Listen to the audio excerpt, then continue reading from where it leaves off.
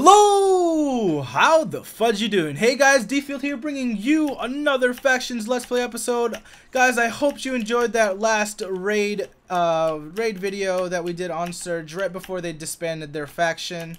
The entire video, if you guys didn't notice, was on stream. So if you guys do check out my stream, I'll leave the link down below in the description. You guys can see that before Twitch deletes it automatically. So check out that entire stream. I streamed for a good couple hours on Sunday, and you guys will see that entire episode recorded on that stream as well if you wanted to go check that out, like basically sort of live. But for today, guys, we are going to show you how to make an automatic brewing potion room. We actually have a small potion brewing room here that was made by one of our faction members, so like everything here is already organized, as you guys can see here. But we're gonna tear it down a little bit. I'm gonna tear down this outside and we're gonna expand it so then it expands this entire section here.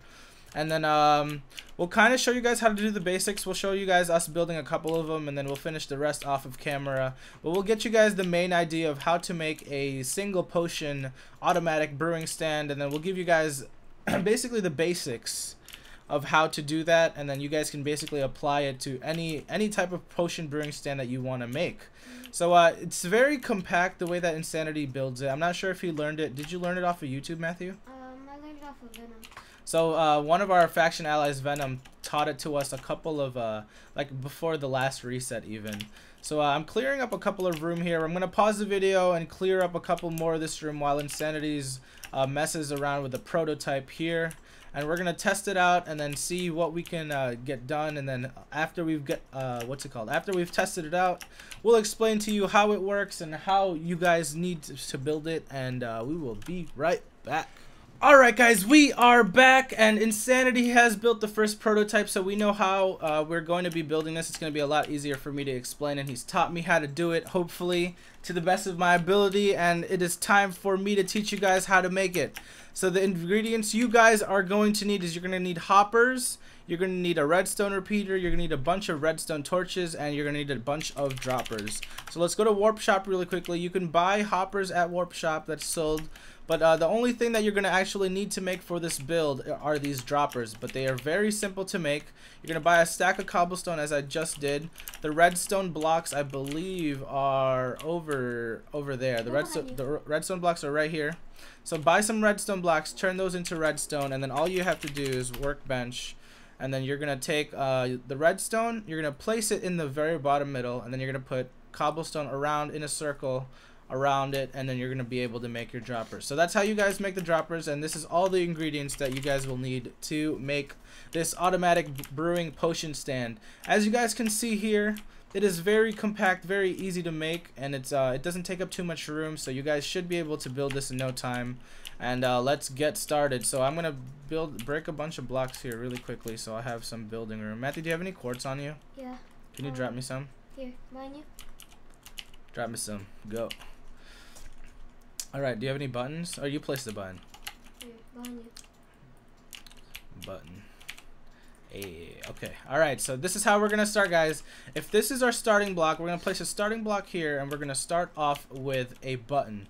You're going to put your brewing stand on top, and this brewing stand is basically what's going to be automatically brewing your potions. Now comes the semi-difficult part, and let's take it step by step. You're going to place a block 2 behind this initial button block here, as you guys can see. And there's going to be a wide open space right here, like so. And then you're going to take your redstone repeater and you're going to place it so that if you push this button, it'll power this repeater and power this block. Yep. Next, if you look at this pattern here, you're going to have a diagonally facing redstone torch signal, which basically powers itself off and on, and it will toggle itself off and on every time you push this button. So what you're going to do is right behind the torch, or right behind the block that is being powered by this redstone repeater, you're going to place a redstone torch which should power off this block after you've placed your entire relay. Now one thing you're going to have to keep in mind, guys, is whatever potion you are brewing is the same amount, like the ingredients that you use for that potion is going to be the same amount that you use, the same amount of droppers you're going to use for that system. So before we move on to this torch, let's build this part over here. So as you guys can see over here, you're going to jump on top of the brewing stand and place a hopper right above it. And then right next to it, you're going to place a hopper that feeds into the hopper above the brewing stand. As you guys can see here, this hopper is feeding into this one, which is feeding into the brewing stand. Next step, you're going to put a hopper behind the brewing stand like so, and feed it into that brewing stand. And then you're going to place a hopper feeding into that, which you will place a double chest, which will hold your water bottles. So as you guys can see here, you're gonna place the water bottles. Matthew, you want to go grab an inventory of water bottles for them, and you're gonna place your water bottles into here. And we're doing this because we obviously want a full chest of water bottles here, and the water bottles will be the first item that gets fed into this brewing stand here, and it'll automatically just keep this nice and filled up with water bottles. So next step after this, so as you guys can see on my pattern here, you're gonna take a redstone, and you're gonna take a redstone torch actually, and you're gonna place it into a diagonal pattern like so, and you're basically just going to be repeating this with the entire way up. So you're gonna have this slab here, and then you're gonna have another one here. Wait, Oops. Water bottles? Yeah, put it into fill up our water bottle chest. Okay. And then so like so. Oh my gosh, I just destroyed that thing.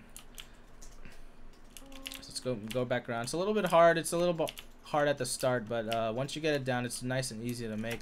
So as you guys can see here, I made a nice zigzagging pattern going up top. So the next step in our planning comes to how many ingredients are we using for this potion. So let's say that we're making a super strength 2 potion, and that means we need 3 ingredients, which corresponds to 3 droppers. So the 3 ingredients we're going to use is a blaze powder, a nether wart, and a glowstone dust. Now for your next step, let me finish off this redstone signaling here, and then we can finally perfectly. Oops. I'm filling up. Oh my gosh, I keep destroying the blocks on accident because this axe is just too strong.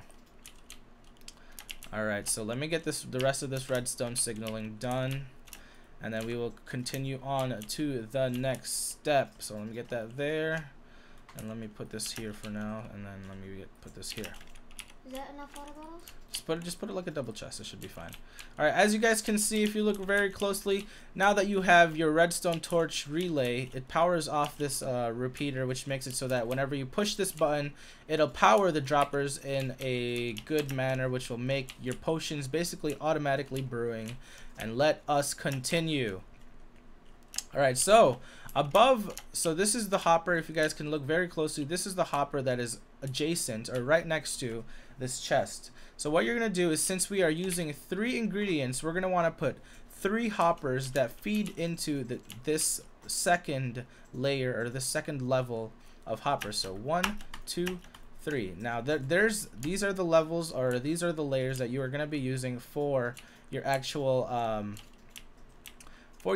dropper system, and this is what you're going to be feeding your droppers into. So if you watch closely, what's up, Matthew? You made it 1 hopper too high.